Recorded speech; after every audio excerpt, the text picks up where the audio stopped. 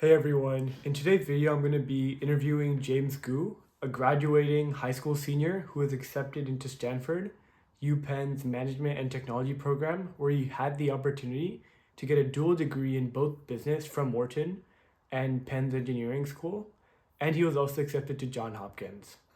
He had an insane high school application where he wrote research papers accepted into adult professional conferences like IEEE and ACM, and he even placed at those conferences, beating graduate students and professors. He also had one research project accepted to the Regeneron International Science and Engineering Fair, or ISEF, and he did this in 10th grade too. And he also started a nonprofit where he raised $50,000.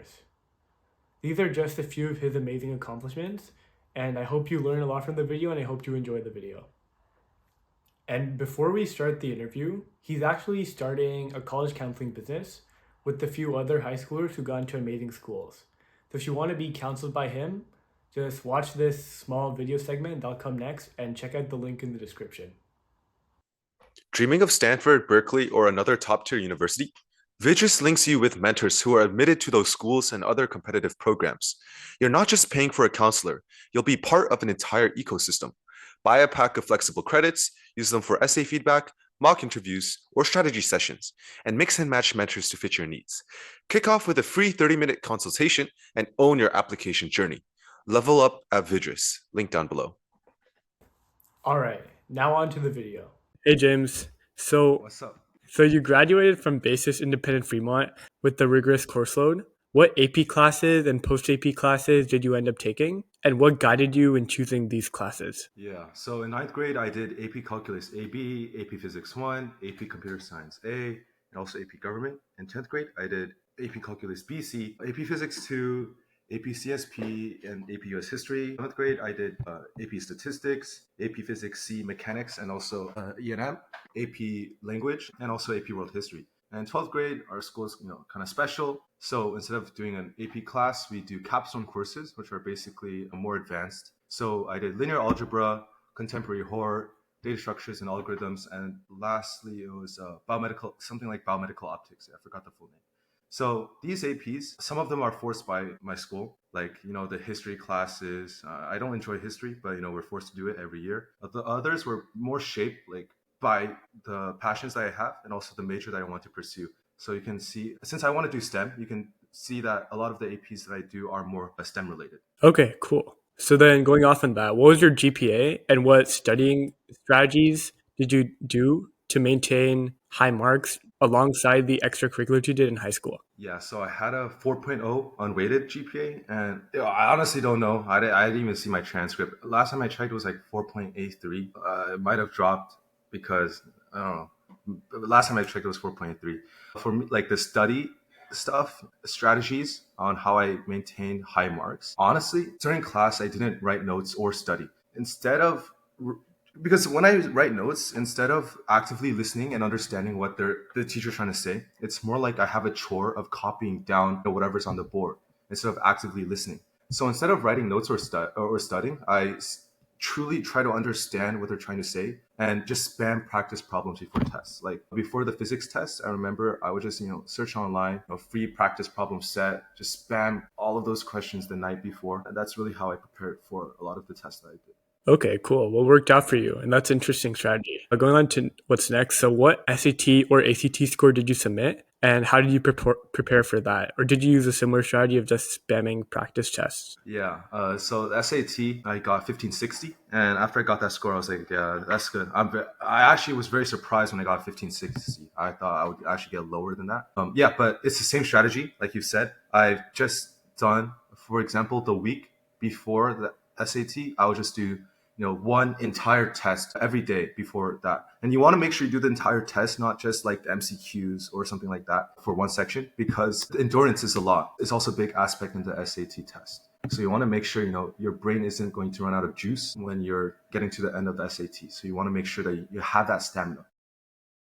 Okay, gotcha. That makes sense. So I also know research was a pretty big part of your application. Could you tell me how you got interested in just starting to do research? Yeah, interested in starting to do research because honestly, when I was doing a lot of the competitions, Olympiads and stuff like that, I used to do a lot of AMC. I found no success because, studying isn't my strong point. As I've said earlier, I like to do a lot of practice problems and stuff. I realized studying for those Olympiads wasn't going to be really feasible. So I did some research on what can I do as a high schooler to get into those top colleges. And I found out research. Research was really interesting to me because it's a path that goes outside of traditionally just going to school and understanding those topics taught there, right? So that's what really attracted me into also doing research. Just the uniqueness of being able to choose your own path. Got it. Okay. So how many research projects did you end up doing in high school? So I would say I've done two major research projects. The first one was Milliflex. So that was a drug delivery robot to, go inside your gastrointestinal tract. The doctor would be able to move it into a certain location in your body, and then it would release a drug to treat any disease located within a certain area. The second one was MLPA. MLPA stands for Multi-Level Parameterized Automata Framework. So it's a multi-skill digital twin model to simulate and optimize personalized cancer treatment. Okay. So did you submit your projects to any big conferences? Actually, I know you became a Regeneron ISEF finalist. So which project did you submit to that? And what was the experience like on implementing your project and going through the science fair and so on? Yeah. So the project that I did for to get into ISEF, so that's the International Science and Engineering Fair. It's like the top echelon of what you can achieve in a science and engineering fair, I guess, as a high schooler, right? So for that, I did my Milliflex project, which was the soft robotic drug delivery system. What sparked the inspiration for this was me doing first robotics, actually. So at first, you do a lot of work into hard robots, rigid mechanisms like 3D printed materials, metal, other things, that are very hard. Whereas I realized there's an entirely new field of robotics, which focuses on soft mechanisms and soft pieces. So with this, I collaborated with two of my first teammates. And to accomplish everything that I've done in this research project, it took about 8 months, almost a year. So we didn't have any mentor for this research project, actually. So it was a lot of this was just self-taught through a really deep literature review. I built custom research tools. For example, I built a DIY spin coating machine. It's almost like a centrifuge. It spins really fast, and that's how you can get a really, really thin layer of a polymer. And I built this using like spare robot parts in my garage. So I got into ISEF during my 10th grade, and I became a finalist at Regeneron ISEF. Sadly, we didn't win any awards. But honestly, it was our first year attending a science and engineering fair. So we're already so lucky to get into ISEF. Literally the first year that I went to a science and engineering fair. And even though we didn't win any awards, I thought this was actually the foundation that led to my other future projects and professional paper submissions. Okay, cool. And I know you continued on I believe, a similar project, and you submitted that to an IEEE conference, which is like, an adult professional conference. So what was that project about, and what was the experience writing the paper? And did you make any adjustments from your original project? Yeah. So the year after ISEF, I wrote and submitted a refined version of my project to the IEEE conference. So the original ISEF project was actually 3 separate soft robots because I had 2 other teammates. So we thought, because we have more people on the team, we should show that we've done more work. So each of us created a separate robot. So for the paper, I focused on the robot that I personally designed. And of course, I added some enhancement to the robot itself. For example, I added like a pH responsive polymer, drastically improved the drug delivery mechanism. So this pH responsive polymer, once it reaches like a tumor, and tumors have a more acidic environment than normal tissue. So once this pH responsive polymer detects that the pH level has changed, it will actually dissolve, and it would reveal the substrate beneath the pH responsive polymer, and that would be the drug. And the drug would go into the surrounding environments and treat whatever disease there was. Also refined the fabrication process for repeatability and precision. The writing experience itself, it's honestly not conceptually difficult. It's just extremely time consuming because if you look at the research papers online, they're multiple pages long. So usually your research paper would be a lot longer than the essays that you write in class. I think the most overlooked challenge in writing these research papers is honestly creating professional figures, not writing itself. Because writing, honestly, any write good sentences. And with the advent of ChatGPT, you can also use it to help improve your English. But, creating professional figures such as getting, professional looking optical images, creating diagrams, knowing which charts to use to demonstrate your results and show your data, knowing how to create CAD renderings. That takes a lot of effort to get right. And so that challenge aside, it took a few additional months beyond the ISEF project to refine, implement all these changes, and write the paper. So basically the next year. And then this paper was eventually accepted into the IEEE ICMI conference, which stands for International Conference on Computing and Machine Intelligence in 2024. So I went there and I won the third best paper. Wow, that's very impressive, like doing the project and even winning against other adult and professional researchers. So how did you go about like preparing for your presentation to, like showcase it well? Because obviously you did all the work, which is very complex and very advanced. But yeah, how did you go about like preparing for the presentation? Yeah. So I think the approach to the presentation, because I already know that you're going to be against other professionals, right? You're going to be against graduate students, PhD students. And obviously as a high schooler, you have a much smaller, much lower depth of knowledge compared to them. And, that could really easily be a negative thing. But instead, I honestly believe that there's a positive way to spin this, in that as a high schooler, you can use language that people can understand. So using layman terms or using accessible language to convey your research, I think that's a really big power that honestly, being a professional, you tend to forget, because during their presentations they use a lot of complicated language and jargon to explain things. And if you're not doing research in their specific field, it's almost impossible to understand what they're trying to say. So just the fact that if you use simpler language that people can understand, the conference organizers can understand, that allows them to know the impact of your research. And that's how you can really gain points to getting a best paper award. Wow, Honestly, yeah. yeah. Go on. Yeah, sorry, you can speak. Yeah. So beyond that, another thing is that those professionals, PhD students, I don't know what's happening on in their lives, but they seem very tired. I mean, that's understandable. That's pretty understandable. They seem very tired. They seem very flat. So when you're there, you're young, you have a lot of energy. So make sure you deliver your presentation with genuine excitement. So that's also plus points for you. Okay, cool. Wow, that's very insightful. It's actually pretty cool. I didn't think of it that way.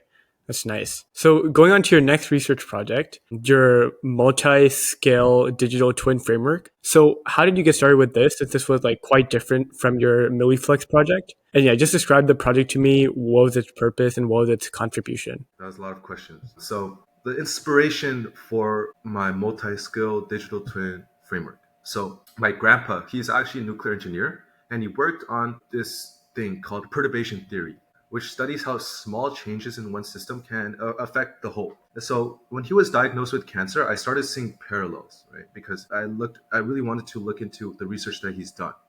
Became really interested in his back history. So I started seeing parallels between his work and also multi-skill modeling in biology. So how small genetic or cellular changes can impact tumor progression. Yeah, this is very different from my Milliflex project. So unlike Milliflex, it's a hardware-based drug delivery project. This project was entirely computational and systems biology based, and this was a completely new domain to me. So I dove into a lot of literature covering tumor modeling, literally just biology, because at this point I didn't even know what's a protein, what's an enzyme, all these things. I suck at biology. And I also reached out to professors for mentoring, of course.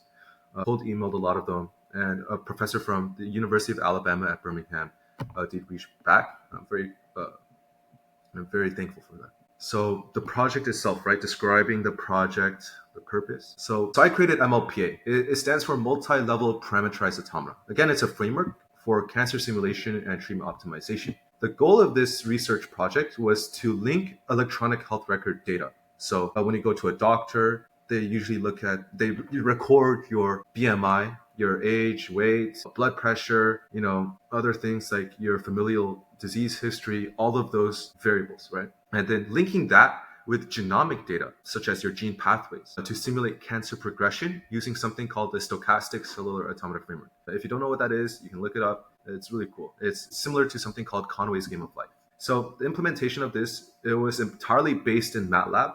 So I had to learn this completely new programming language. Honestly, it wasn't that hard. So that's a plus point. And then I also used bioluminescent imaging data from mice injected with leukemia for validation of my research work. And then I also ran Monte Carlo simulations to fine tune these model parameters. So I really did the full stack development, coding everything, validating everything, also writing the paper. I think my mentor was really instrumental in validating each step that I was doing in this research project itself, giving me research papers that were really, hot in the field, also helping me find a lot of those data sets because honestly, I had no clue what I was doing most of the time. So big ups to my mentor. Okay, cool. So did you end up submitting this to any professional conference, just like you did with your last one? Yeah. So again, just generally talking, you should always submit to a professional conference or publish it somewhere. Even publishing it on archive, I believe, it's already a plus. It just shows, your commitment to your research and also the ability to validate your research and give it credibility. So for this research topic, I submitted it to ACM BCB. It's like bioinformatics and computational biology. The funny story is that it was actually rejected due to me forgetting to remove my name during the double-blind review process. Fortunately, I was still offered a poster presentation slot where I went there and I got the best poster award. And recently, last month, my mentor also presented my work at the International Conference on Artificial Intelligence in Medicine in Italy as a full paper. So, it took a year, but finally got it out as a real paper. Wow, very impressive that you won again, man. Seems like your advice works, bro. That's good. Yes. So one thing is that uh, posters and papers are separate things. So when you do a paper, you cannot submit it again. It's not like you can't double jeopardize, right? But in a positive way, you can't just keep submitting it and keep getting it accepted. You can submit your research as a poster, right? A poster, and then you can also submit it somewhere else as a paper. So that's okay. So I think that's a tip. You can like get kill two birds with one stone. I think that's a little secret tip out there. I'll just throw it out. Okay, cool. So I'm curious about the round of revision when you submitted to your conferences. Were there rounds of revision? Did you have to do any rebuttals or anything? Or was it just submit and you get accepted or rejected? Hell yeah, there were, man, and it's tough, bro. Because okay, IEEE, that one was a lot easier. It was just like a few minor revisions, like formatting, wording. That was pretty fast. That was really easy. Over the ACM one, okay. The funny thing is, they didn't notify me that I was disqualified, okay, until after I did all of the revision. So, and this time the revision was so much tougher. I don't know why. Maybe it's a double blind format, but man, I received so many like harsh and detailed reviews that I had to like literally reassess all my methods and like validation. They were cooking me. Okay, the revision process itself, it took me another like 2 months to revise everything and improve experimental rigor. And then after I submitted all my revisions, they told me my name was there, and then I got disqualified. But because of that, they still offered me like a poster position, and all this feedback really improved my final poster. Right, I think that's also another point on to how I won the best poster. Got it. Okay. Wow. Seems like it's rough. So I also noticed you were elected by nomination to Sigma Psi. I believe that's how you pronounce it. Yeah. So yeah, could you just explain what exactly it is and how you got into it? So looking at my notes, it's like one of the oldest and like most prestigious scientific research honor societies. It was founded in Cornell in 1886. And I did some research on it, right? Because for this interview, and then I found out that like some members were like Nobel laureates, and I think a really cool guy. His name is Albert Einstein. He's also part of this, Oh, honor society. I didn't even know that, but wow, and that was pretty cool. So I guess I'm related to Albert Einstein now. okay, cool. So how did you end up getting selected for it? Did someone have to nominate you or did you just apply? How Okay, does it so work? yes, somebody has to nominate you, and not just one, but two people. They have to nominate you. As to how I got elected into Sigma C, I actually have no clue. I did not. I honestly have no clue who nominated me. I think it was during ISEF when I was talking to a lot of the professors and judges there. I shared my name, I shared what I've done. I also gave them some of them I gave my Gmail. I guess that's how. Because one day I just looked into my inbox and I found out, oh, Sigma C. I was really like, I want to make sure it wasn't a scam, so I did some research about it, and I was like, oh, damn, this is an actual thing, right? I accepted it, and it was really cool. Okay, cool. How did you must have put this on your college application. Did you just put it as an honor? And how did you describe about how important or like, sorry, how prestigious it is on your Yeah, application? so you're right. I did put it into the honors. So you have five honors, and making sure that you have like good honors in there. This is another like college tip. Try not to have like those distinguished scholar thing from the college board, because the colleges, they can see that just by looking at your AP course load. So if you're really aiming for those top colleges, you really want to make sure you populate your honors section with unique honors. So I think this one was very unique, and it's because I didn't even know this was a possibility as a high schooler myself. And having two nominators required to get into this honor society, I think this is just a very powerful indicator of credibility and also the impact of research work. Okay, cool. Wow, impressive. So your research journey has been like very impressive in high school, and you've done like a lot, interacted with a ton of people and presented your work at different places. So, has that influenced your future goals? Do you want to continue doing research at Stanford in college, or like after, do you want to go into grad school and eventually, become a professor or researcher, or yeah, have it influenced So you at all? just how it influenced me, right? So okay, I'll go over how each individual project influenced me, and then also like generally, right? So I think Milliflex, it really got me excited about hands-on innovation and real-world impact, like creating these technologies that I can solve problems. It also made me realize I really like moving my hands, right?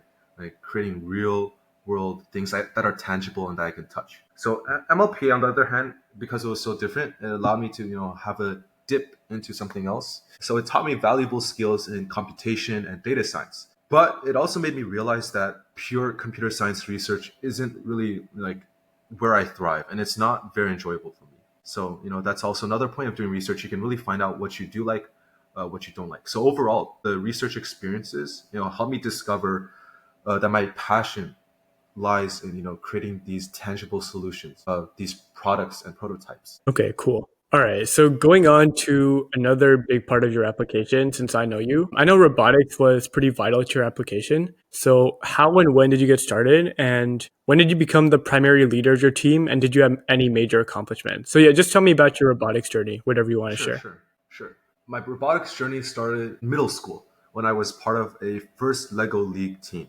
Eventually, as I grew up, I transitioned into high school. And at that point, I decided it was time to mature into First Tech Challenge. So, if you don't know about First, it's like a robotics competition, and there's different stages, different levels to it. In high school, you can do either First Tech Challenge, which is like smaller, more community based, whereas there's also First Robotics Competition, which is like teams of up to 100 people, and usually they're per school. So almost like a football team. Every school has a first FRC team, right? And then, however, my school at the time, they didn't have a first robotics competition team. So I joined a local community based one. So I eventually became the captain of my first Tech Challenge team, AlphaBots number 160 to 10th grade.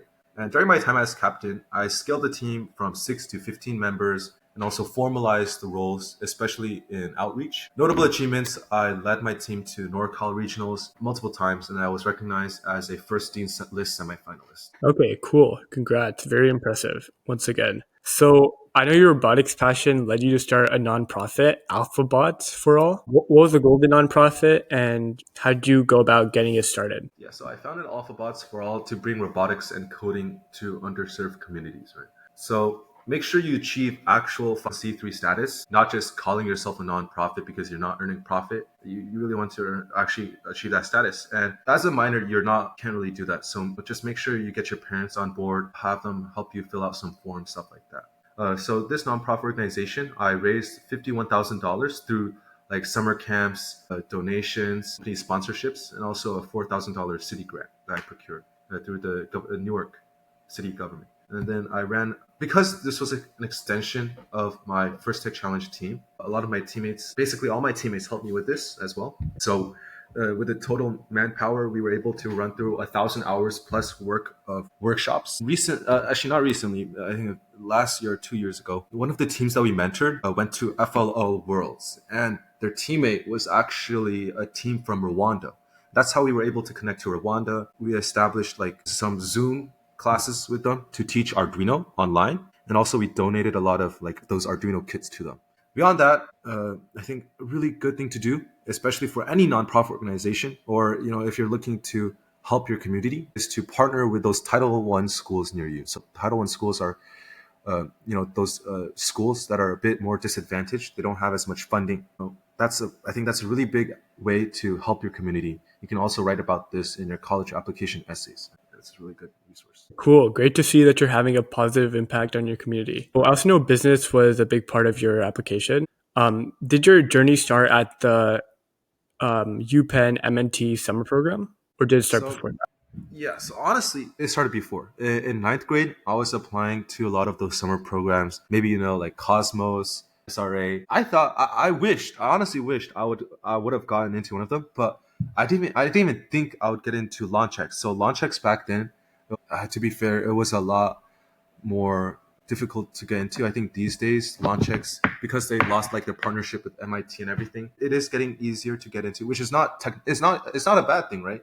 Maybe if you want to do business and engineering, that's a really good gateway into going into the MNT program. So ninth grade, I joined that program first during the summer, and that was the starting point of my business. I guess you can say business and engineering combination. Okay, cool. Yeah. So MNTSI has like a 4% acceptance rate. Like many of like the summer program grads like end up going to or getting accepted to UPenn M&T. So yeah, do you have any tips on people applying to the program? Yeah, so when you apply to the program, you really want to focus on how you can use engineering and business to achieve real world impact. I think impact is a really big thing that they want to see. Another tip is that you want to focus on why you want the interdisciplinary experience, not just like it's not just business or engineering. You really, really want to show how you can use both, right? Why you want to use both of them, learn both of them, and also how you can use it beyond when the program ends. Right? That's another really big thing.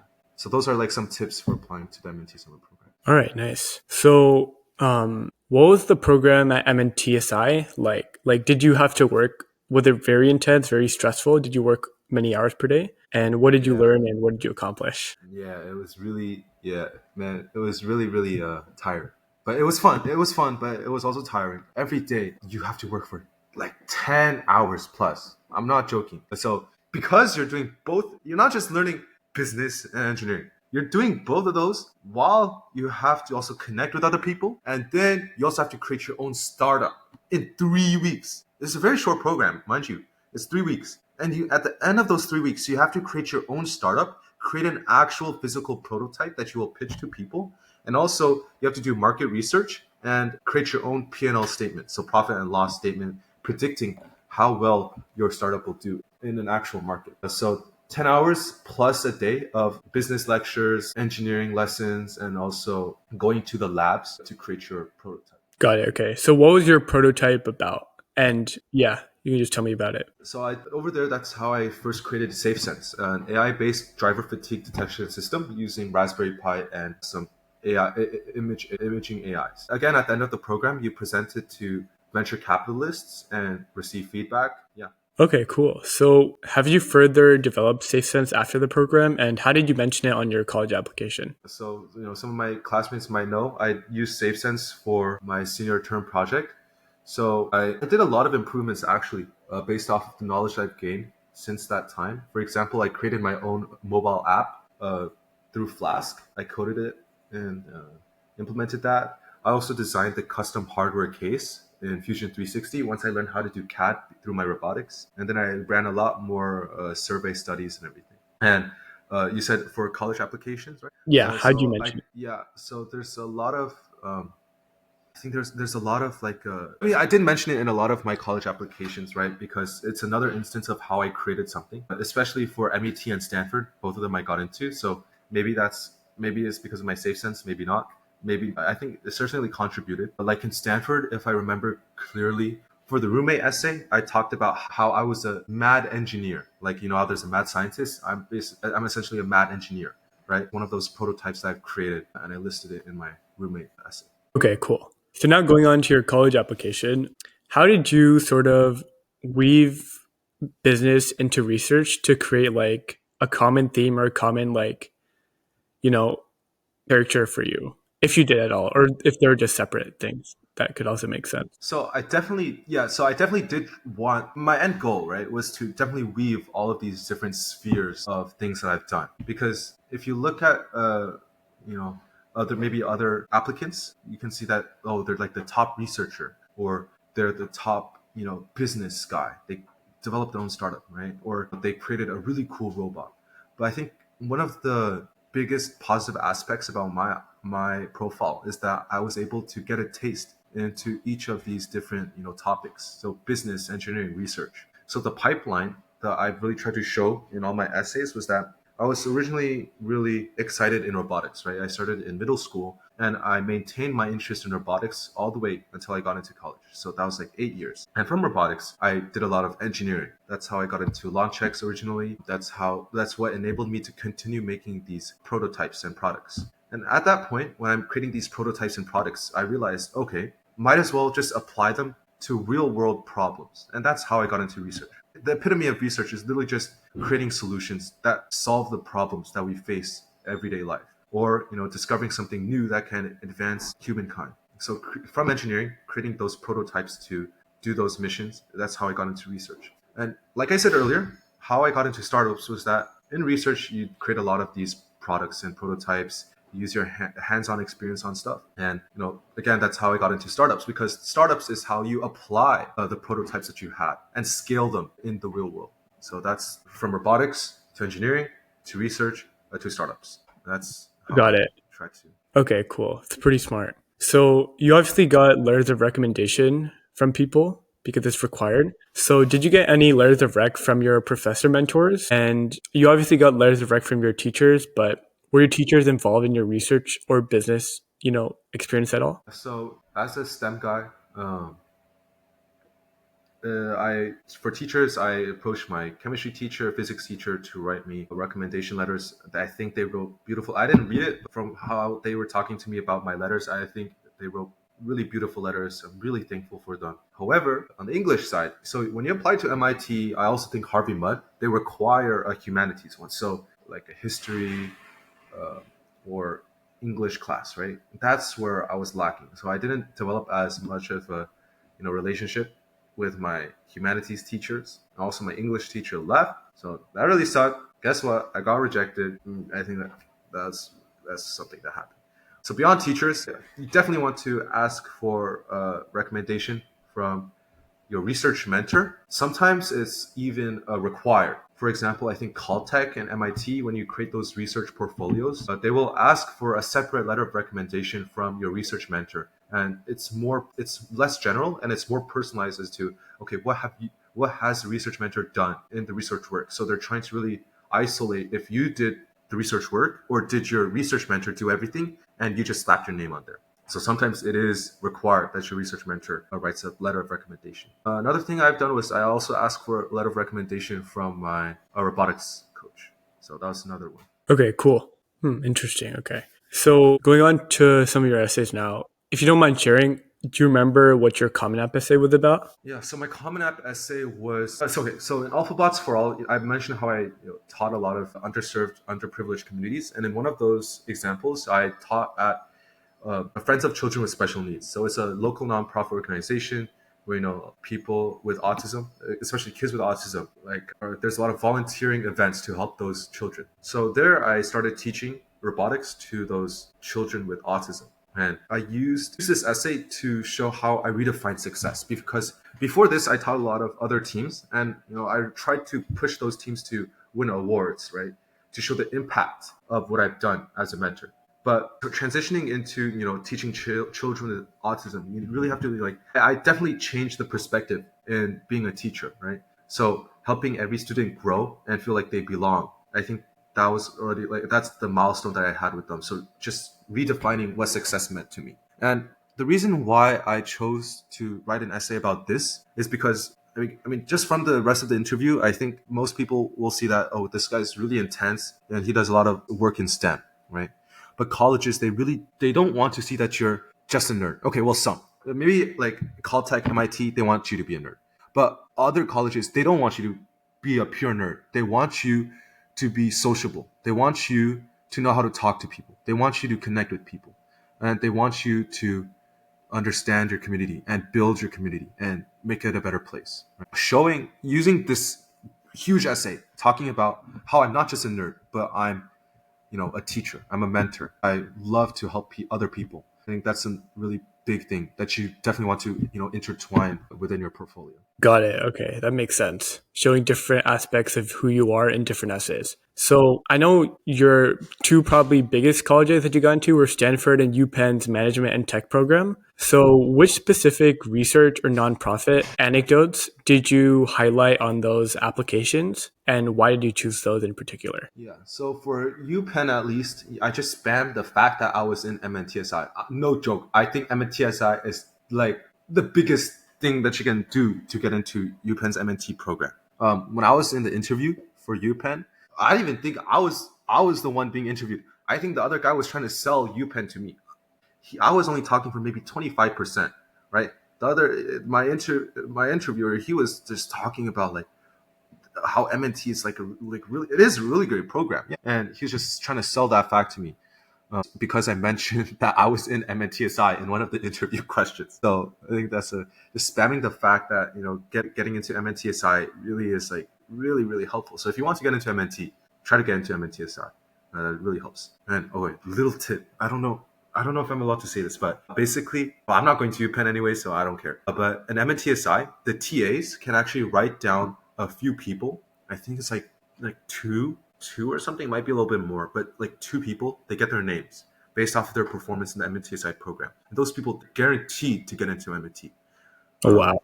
Because the admissions officer for MNTSI, Gad Allen, is the same one that like finalizes all the reviews for the M&T program. So if you get into MNTSI, you do really well, you're guaranteed, literally. But other than that, it's also another really big help to getting into M&T program itself. For Stanford, I really just talked a lot about more of my research side because Stanford, they have a really big focus on undergraduate research, really helping you get pushed into those industries as an undergraduate student. So that one, I lean more into my research stuff that I've done. Okay, cool. Cool. So for your FTC captain and your nonprofit role, what numerical data did you highlight on your application? I'm assuming it was like the $50,000 raised from the nonprofit, but was there anything else in particular that you highlighted? $1,000 raised in a year. That was a big thing. So another thing is organized 1,000 hours of robotics workshops. That's another thing. You also want to say like how many countries that you've done your work in if you did do it globally. So I mentioned Rwanda as well there. You really want to list a lot of statistics and numbers when you just generally write your college essays because colleges, they want to see that the specificity of what you've done. So for example, I taught 2 weekly classes to special needs students for 3 years. Also, like I supported 3 first Lego League teams, including one that went to compete globally and everything like that. So you want to list those numbers. And what were your top 5 most influential high school activities that you did? Yeah. So those top fives will be stuff that I've mentioned in this interview. So number one, I think, was my multi-level parameterized automata research, right? That was with the professor from University of Alabama at Birmingham. Second, okay, also these things are in no particular order. These are just the top 5 most influential. 2 is my MilliFlex research. The third would be my First Tech Challenge captain. Fourth would be my AlphaBots for All STEM nonprofit. And fifth would be my SafeSense project from my UPenn M&T program. Okay, cool. And yeah, just tell me about your biggest setback in your high school experience. Just one, your biggest one, if you So have I that. think, yeah. Yeah. So overall, I have to say, I think I was very lucky in my high school career, especially getting to ISEF as a first year student, a first year applicant. So I have to be very grateful for the fact that I've been lucky, right? The setback is that I think, yeah, in 10th grade, I actually got into no summer programs. I applied everywhere, but I think I applied way too late, especially since a lot of these programs are on a rolling basis. So applying early is a really good thing. If you're a person watching and you're in high school, definitely apply early. Don't be like me. So 10th grade, I didn't go to actually any summer program, but that's the time where I looked into a lot of my grandpa's research. So looking into his perturbation theory and also starting to reach out to, other professors. So the fact of the matter is that, getting rejected is normal. Getting rejected is normal, right? Even if you apply early, there's still a pretty good chance that you might not get anywhere. So if that happens, don't freak out. Make sure you have some project that you can do. I think that's also like a tip. And if I would encounter this setback again, that's how I would approach it. Okay, cool. So sort of make the best out of your situation, kind of. Okay, cool. So in the end, like what colleges were you choosing from? I know you went to Stanford, UPenn's M&T, and also Johns Hopkins. And what made you finally choose Stanford over the other options? Yeah. So I also got into Johns Hopkins for biomedical engineering. Again, I think my biology is actually not very strong in school. Chemistry and physics were some of my more favorite options. So I didn't really choose JHU at the end. So it was mainly between Stanford, UPenn M&T. So of course, I live only 30 minutes away from Stanford. So it's very close to my home. That's just like the biggest, that's for me like one of the bigger reasons why I went to Stanford. Also, my parents really loved Stanford as well because Asian households. But okay, looking more into like more. So let's say I was somewhere random in the U.S. right, or even in the world, and I got into both of these colleges. Where would I choose? So this is where it's more of a 50-50 coin flip. And if this scenario ever happens to one of your viewers and they want to know, so Stanford is more into, I would say, tech, in the tech scene because it's so close to Silicon Valley. You can also reach a lot of startups that are more in the tech sector. Whereas MNT, it's closer to New York City, right? Wall Street. So if you go there, you're going to experience a more of a finance heavy path. You might even sometimes go into investment banking or quant. So if you're more interested in that business side, MNT. If you're more on the tech side, go Stanford. Okay, cool. Pretty nice, pretty insightful. So looking back, what would you have done differently in your high school experience, if anything at all? Yeah, different again. So with hindsight, I don't know what is the idiom? Hindsight, what 2020, 420? I don't know what is it, but some. If I had the same height, if I had hindsight, right? Um, I think I wasted a lot of time doing those Olympiads that I'm not good at. For example, doing AMC math. Oh, I suck at that. I'm so bad at it. I've started like in sixth grade, AMC 8, AMC 10, AMC 12. Never got to AME. Never. So if I could just recuperate that time and spend it on something else that I really enjoy, I think that's a really big thing. So, and I think my parents also really forced me to doing a lot of math things because again, Asian household, you know, make sure that what you do you actually enjoy. Okay, cool. So I guess last two questions. Do you have any advice for younger high schoolers? Well, I guess you kind of answered that. Just make sure what you do you enjoy. But do you have any other pieces of advice for a younger high schooler? Yeah. So let me think. Sorry, my cat. I just got a cat, and it's just You running did. around. Not me. My sister. Oh, My sister. okay. So it's running around and has a bell on its neck, so it's very loud, it's like a reindeer. Okay. But advice for younger high schoolers. I think whether it's one opportunity really leads to the next one. I think don't overthink like yourself. Don't think of the perfect start. Just commit to something early and stay curious. Just like because I've seen so many of my friends, get into like one summer program, and after that summer program, their development is just like explosive.